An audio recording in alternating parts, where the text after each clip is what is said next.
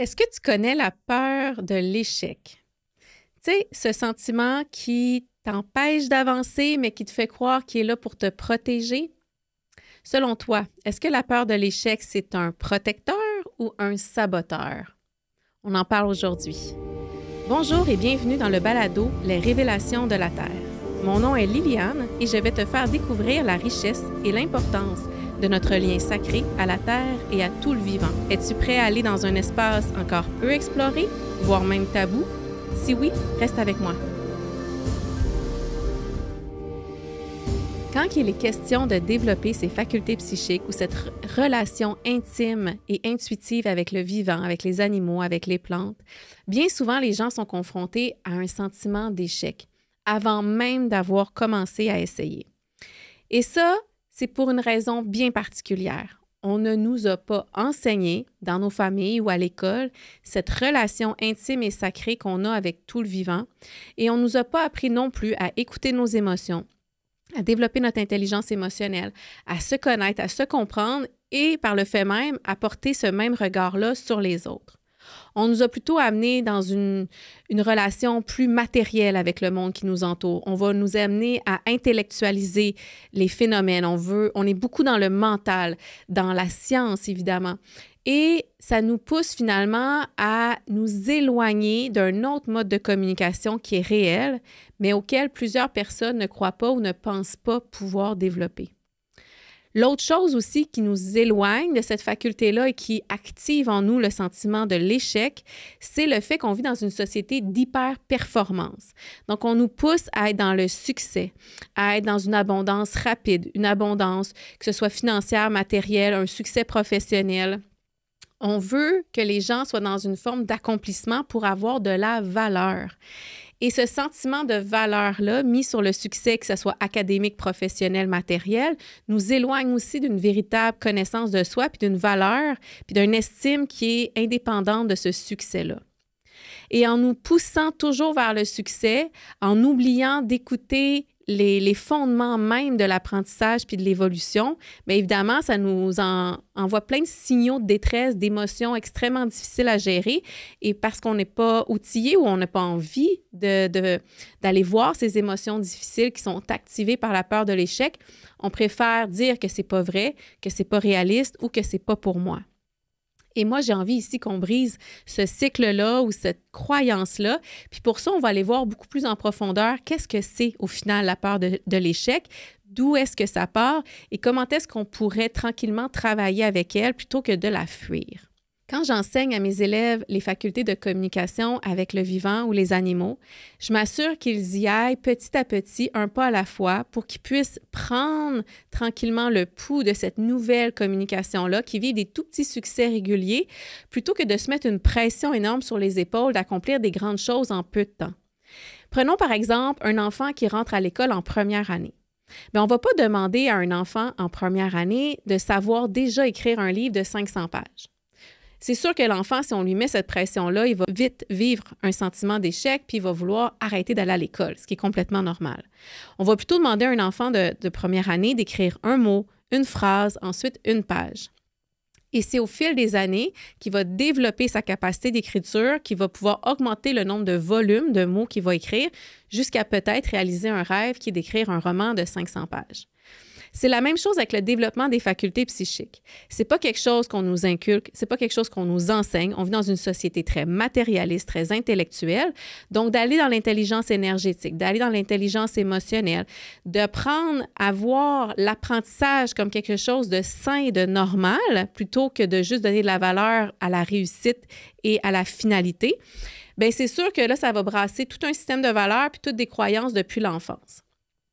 Donc, je vais dire des fois à mes élèves, n'aie pas d'attente comme d'être capable d'écrire un roman de 500 pages au bout de 2 mois. Des fois, j'ai des élèves qui s'inscrivent à mes cours, puis au bout de quelques semaines ou quelques mois, s'ils n'ont pas atteint les objectifs qu'ils s'étaient fixés eux-mêmes, parce que j'aime bien le dire que ce n'est pas des objectifs que moi, je leur fixe, c'est vraiment eux qui se fixent ces objectifs-là.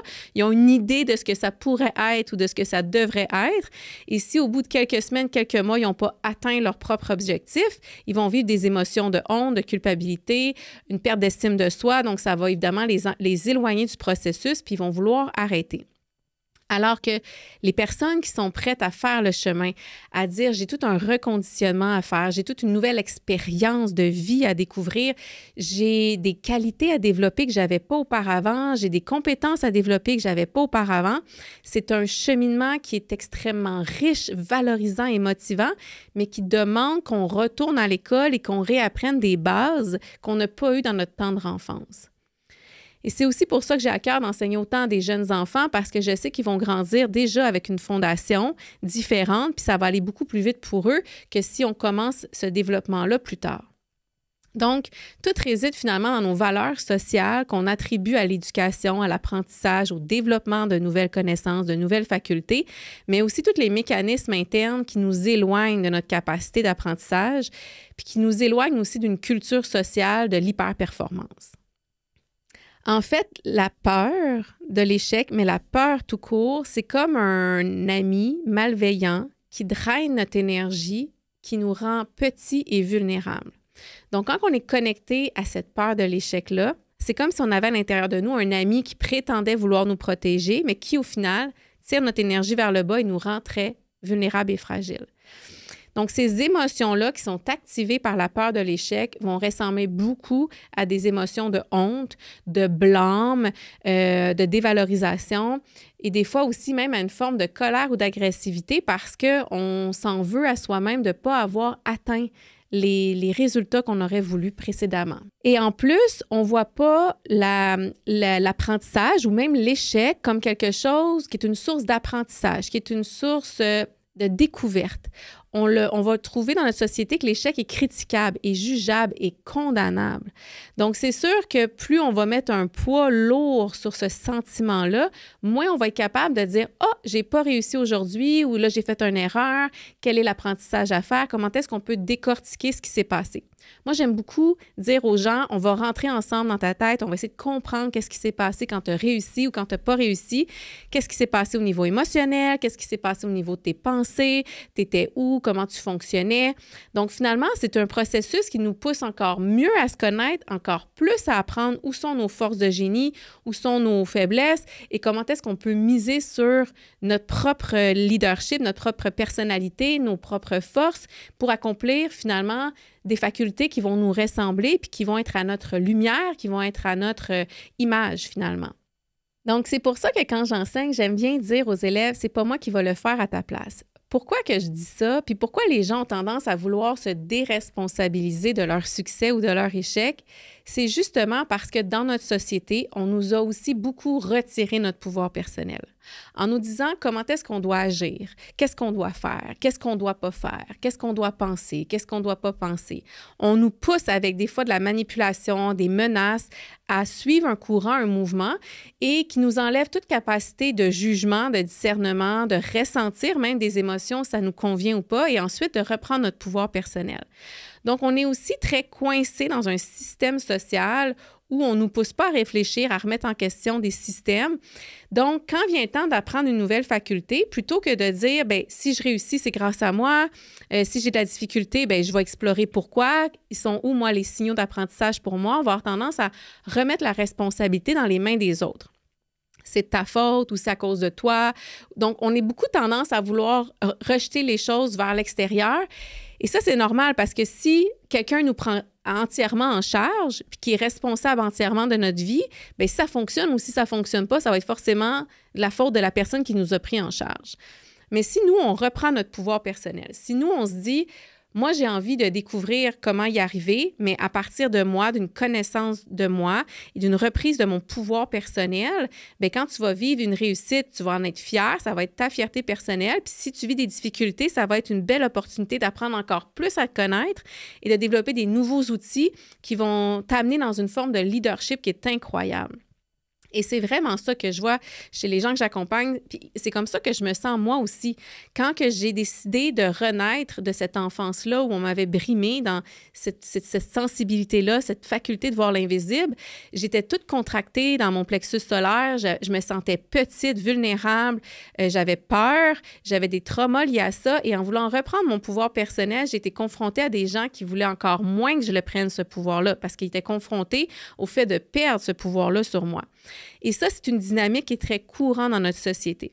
Donc, c'est sûr que quand vient le temps de dire j'ai envie d'apprendre quelque chose de nouveau, que ce soit le violon, le ski alpin ou la communication avec le vivant, c'est sûr qu'on va être confronté à nos propres capacités, nos propres limites, qui on est.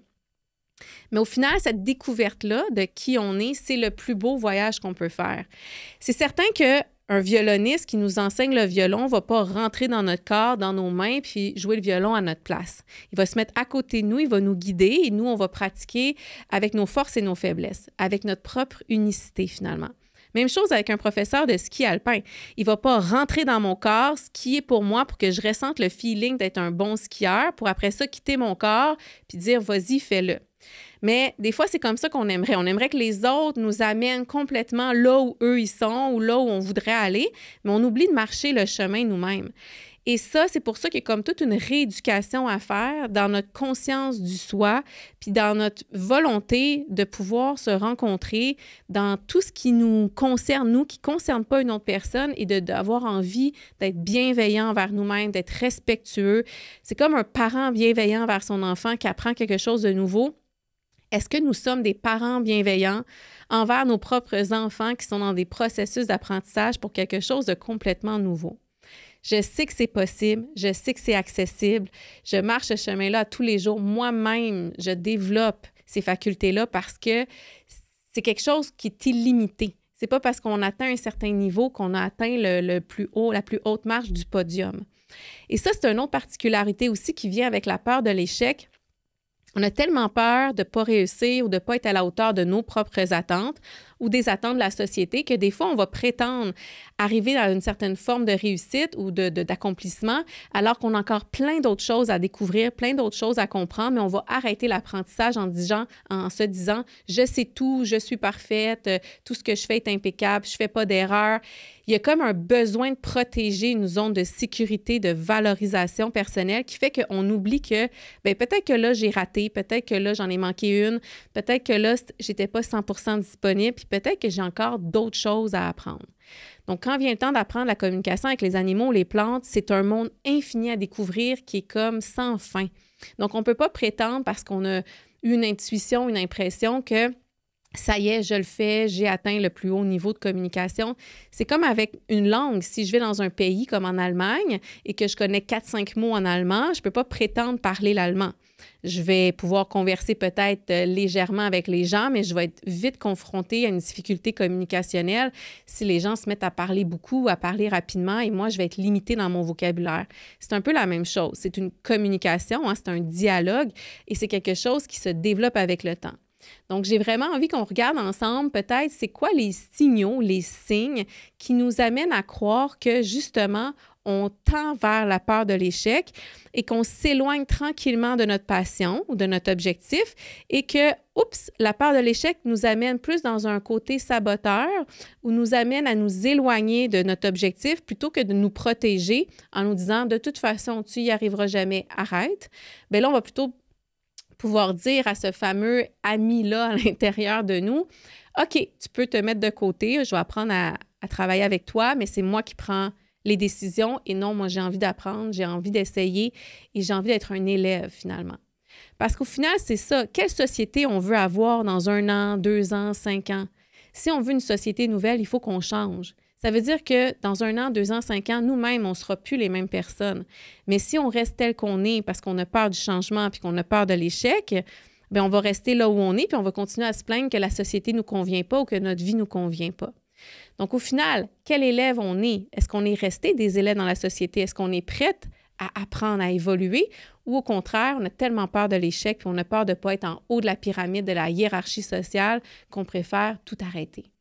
Alors, le premier signe, un signal déclencheur qui vous dit « M'aider, attention, tu es vraiment dans la peur de l'échec et cette peur-là prend toute la place, prend le contrôle de ta vie », c'est la procrastination active. C'est-à-dire, si j'ai tellement peur de rater, bien, le fait de ne rien faire ne va jamais me confronter au fait d'y arriver ou pas, ou d'avoir peut-être besoin de plus de temps que ce que je m'étais imaginé pour y arriver.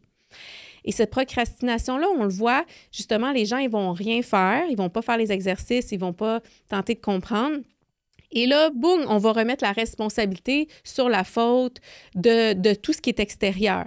Donc ça, c'est plus sécurisant quand que ces fameuses émotions-là de blâme, de culpabilité, de honte, cette souffrance qui vient aussi avec de l'anxiété, parce que c'est important de le nommer aussi que la peur de l'échec vient avec un sentiment d'anxiété qui est là aussi avec une anticipation d'un problème ou d'un drame.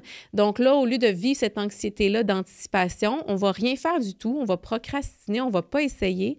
Comme ça, on va garder un faux sentiment de sécurité.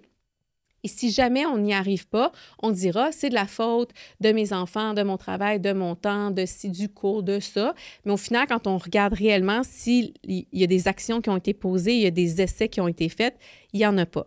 C'est la même chose pour le piano. Si tu prends un cours de piano, mais que tu as peur de ne pas y arriver et que tu pratiques jamais ton cours de piano, puis tu dis non, moi je ne joue pas de piano parce que, puis là, on a 1 million d'excuses extérieures, bien, c'est plus apaisant, plus valorisant que de dire « Écoute, j'ai pas appris le piano parce que j'ai pas osé pratiquer ou parce que j'ai essayé, c'était plus difficile que ce que je pensais. » Donc, il y a vraiment cette notion de procrastination. Et la procrastination, elle a aussi un autre objectif, c'est d'éviter un conflit interne, un conflit entre notre mental puis notre émotion, parce qu'il y a une partie de nous qui veut une gratification immédiate. Il y a une partie de nous qui veut essayer quelque chose pour la première fois en 5 minutes et tout de suite d'y arriver, de ressentir un feu d'artifice de joie, de fierté, d'accomplissement.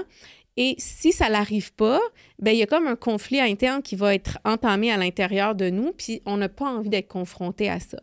Donc, si on continue à vouloir chercher une gratification immédiate très rapide, parce qu'il ne faut pas oublier qu'on vit dans une société de divertissement, une société de plaisir éphémère, de consommation pour une joie éphémère. Donc, on cherche tout le temps à créer une espèce d'hormone du bonheur qui est très, très temporaire, mais on oublie de construire cette fameuse résilience ou cette connaissance de soi qui nous amène un bonheur qui est beaucoup plus durable. Donc, si on remarque qu'on est dans la procrastination, bien, c'est une forme d'auto-sabotage où on n'ose même pas voir tout notre champ de possibilités, tout notre potentiel. Puis c'est comme si on dirait à notre enfant qui a 5 ans, tu n'iras jamais à l'école parce que je suis convaincue que tu ne seras jamais capable d'apprendre à lire, fait que tu vas rester à la maison puis tu vas écouter la télé. Ça serait dommage et ça serait comme une forme de maltraitance pour son enfant de lui faire vivre ça. On va plutôt avoir tendance à l'envoyer à l'école. Puis s'il y a des difficultés, bien, on va être là comme parents bienveillants pour l'accompagner dans son processus d'apprentissage. Puis on ne va jamais l'abandonner, puis on va croire en lui, puis il va vivre des succès, puis il va être fier de lui, de l'effort et du temps qu'il investit, mais surtout, il va apprendre à se connaître. Un deuxième signe qui nous permet de voir qu'on est justement sous l'emprise de la peur de l'échec, c'est le perfectionnisme excessif. C'est-à-dire que, en plus qu'on ne veut pas se tromper, si jamais on se trompe, on va mettre tellement d'énergie et d'emphase sur nos erreurs, même si l'erreur, elle est tout petite. Et comme ça, on ne va pas être capable de voir tout le succès ou tous les accomplissements qu'on a fait à côté.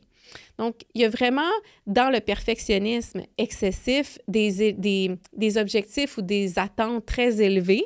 Et si moindrement, on n'a pas eu 100%, mais on a eu 98%, bien, le 2% qu'on n'a pas eu, on va mettre toute notre énergie puis notre mental là-dessus, puis on va être dans une crise, une anxiété, une dévalorisation, et on va comme créer un drame autour de ces quelques petites erreurs-là, plutôt que de voir l'étendue de tout ce qu'on a réussi. Donc, il y a aussi ça qui est à observer. Est-ce que je suis perfectionniste? Donc, oui, je me mets en action. Oui, j'ose faire les exercices. Donc, je ne procrastine pas. Sauf que quand je les fais, j'ai une attente tellement élevée que si j'ai fait le moindre petit anicroche, je vais tellement me taper sur la tête et me dévaloriser que ça va créer un stress très grand dans votre corps qui va vous donner finalement un sentiment d'échec et qui va vous freiner dans votre évolution. Le troisième signe, c'est l'autocritique. On va comme vraiment être sévère avec nous et on va se parler mal dans notre tête, dans notre cœur, dans l'espoir ou le but de ne pas être rejeté par les autres. C'est comme si je me rejette moi-même d'abord, bien, si quelqu'un derrière vient me juger, vient me critiquer, bien, je vais déjà m'être critiquée puis m'être jugée. Fait que je vais déjà être armée ou je vais déjà être dans la même vibe.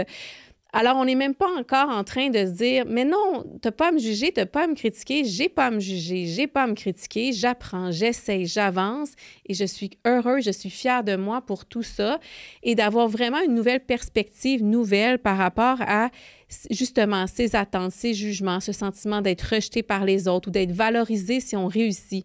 J'ai aussi des élèves qui me disent ça. J'ai l'impression qu'on va m'aimer si je suis bonne, si je réussis bien, on va pas m'aimer si j'y arrive pas. Et là, je me dis, wow, on a tout un état de conscience sociale à changer.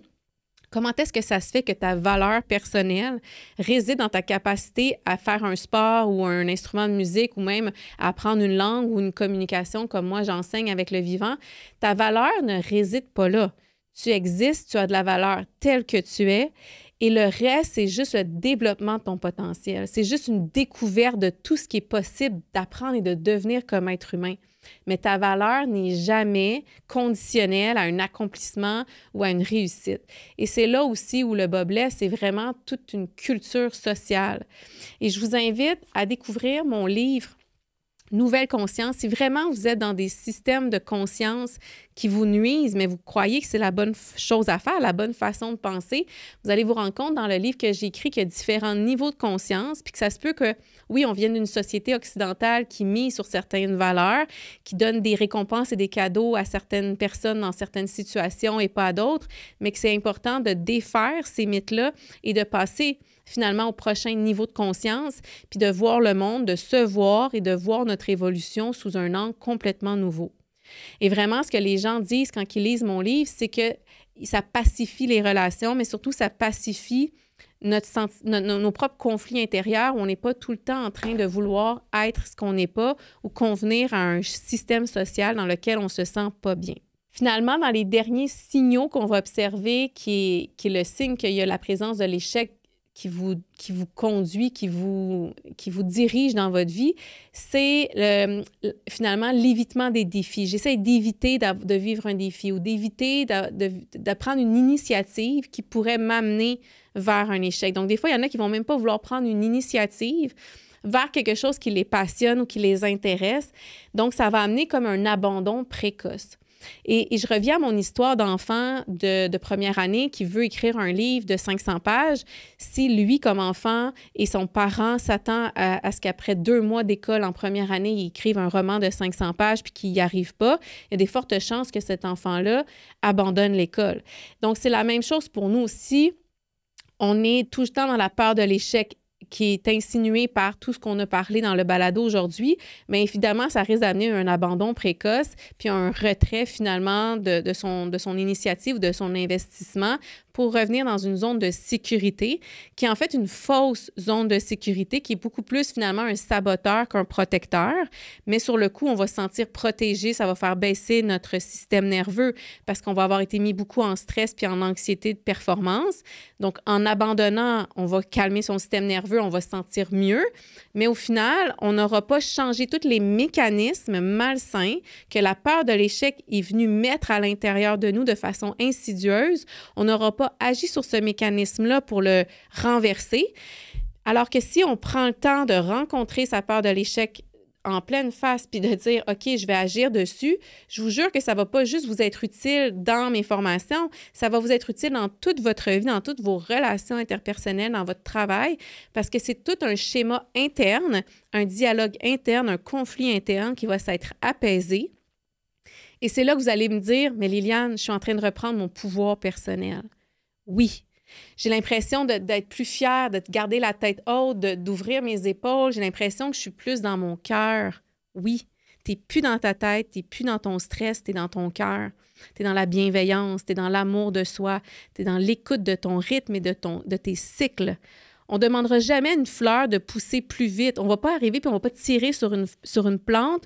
On ne va pas cracher sur des semis parce qu'ils ne poussent pas assez vite. Je veux dire, cette violence-là qu'on s'inflige, on ne peut pas l'infliger à la nature. On va bien voir qu'elle va mourir si on fait ça.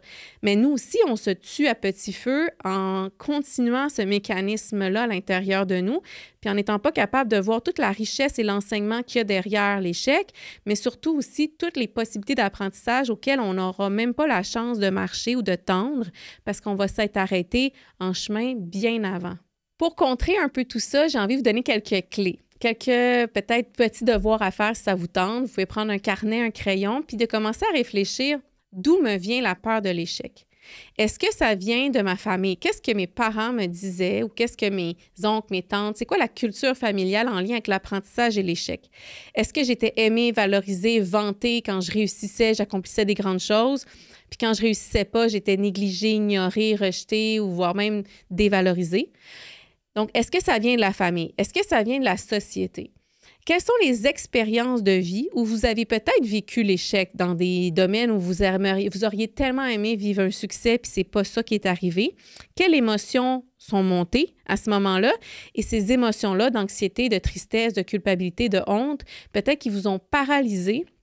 Et vous avez tellement peur de toucher à ces émotions-là à nouveau que vous ne reprenez plus de risque d'accomplir un rêve ou d'atteindre un objectif parce que dans votre cerveau, il y a un mécanisme qui se réenclenche, qui est le cerveau émotionnel qui vous dit « Attention, si ça ne marche pas comme tu voulais, voici les émotions auxquelles tu vas être confronté. » Alors que moyen de vivre des situations en ayant une différente manière de gérer nos émotions, de développer une forme d'intelligence émotionnelle puis de voir les choses sous un autre angle. Donc, questionnez-vous d'où me vient cette peur de l'échec-là à ce point-là, d'où ça vient dans ma culture sociale, familiale. Quelles sont les expériences de vie que j'ai vécues qui m'ont fait goûter à ce sentiment de l'échec-là? Est-ce que ça date de la petite enfance, à l'école, au milieu professionnel? Notez aussi vos émotions. Quelles sont les émotions dominantes quand vous êtes confronté à la peur de l'échec? Parce que des fois, on va même se sentir gelé, on ne voudra absolument rien ressentir. D'autres fois, il y a d'autres émotions qui vont monter. On en a nommé plusieurs dans le balado aujourd'hui. Donc, lesquelles sont les vôtres? Peut-être faire une liste des signaux qui sont aussi les vôtres. Est-ce que vous êtes plus dans la procrastination, dans éviter des défis ou dans l'abandon précoce ou dans l'hyperperfectionnisme? Vous faites les exercices, vous faites les choses, mais au final, vous n'êtes jamais satisfait de vous-même, vous êtes toujours en train de vous critiquer sévèrement, de vous dévaloriser alors qu'au final, vous avez vécu quelque chose de superbe. Donc, essayez d'observer aussi quels sont vos propres signaux internes et finalement, de reprendre tout ça et de dire je reprends ma responsabilité. Et l'étape suivante, ça va être de calmer le système nerveux, OK? De calmer cette espèce d'envahissement-là, de drame ou de panique et de plutôt respirer. Donc, vous pourriez faire des exercices de respiration, des méditations, toutes sortes d'exercices qui apaisent le système nerveux. Ça peut être de la musique aussi qui va nous calmer et tranquillement d'écrire ou de dessiner ce qu'on vit, ce qu'on ressent et d'amener notre mental, notre conscience à faire un virage, à ouvrir, à reprogrammer nos pensées, à reprogrammer nos réactions émotionnelles en se sentant de 1 en sécurité, de 2 avec une estime personnelle, j'ai de la valeur. De toute façon, pour voir que la nature et les animaux ont de la valeur, il faut être capable de reconnaître qu'on en a. Si nous, on n'a pas de valeur, on va projeter ce manque de valeur-là sur les autres. Donc, c'est quoi, moi, mon sentiment de valeur? Et de construire cette estime-là, cette persévérance-là, cette résilience-là et cette envie de grandir et d'évoluer. Et je vous jure, c'est un joyau, c'est un cadeau inestimable à s'offrir. Mes élèves, quand ils marchent ce chemin-là, ou moi-même, quand je marche ce chemin-là, je suis dans la gratitude, dans la pleine conscience, mais aussi, je prends le temps de voir la vérité en face et si je sens la peur de l'échec remonter à la surface, je suis honnête et authentique, je m'assois face à elle et je désamorce ces mécanismes-là en me disant « Est-ce que tu es un ami bienveillant qui cherche à me protéger ou bien tu es un ennemi saboteur qui me paralyse, qui me fait perdre mon énergie, qui me fait sentir vulnérable? » Donc, je vous laisse sur ces questions-là. J'ai envie de vous lire dans les commentaires. Et n'hésitez pas à me contacter si vous avez des questions. Ça va me faire plaisir d'y répondre. Et moi, je vous souhaite une super belle journée. Au plaisir de vous retrouver dans un prochain épisode. Je t'invite à me partager dans les commentaires ce que ça l'a éveillé chez toi. Partage aussi avec tes amis ou toutes les personnes qui te sont chères pour qu'on puisse les guider vers une meilleure reconnexion avec la nature et les animaux. Abonne-toi pour qu'on soit encore plus nombreux à marcher sur ce chemin. Je suis vraiment honorée de t'avoir avec moi sur ce balado et je te dis à bientôt.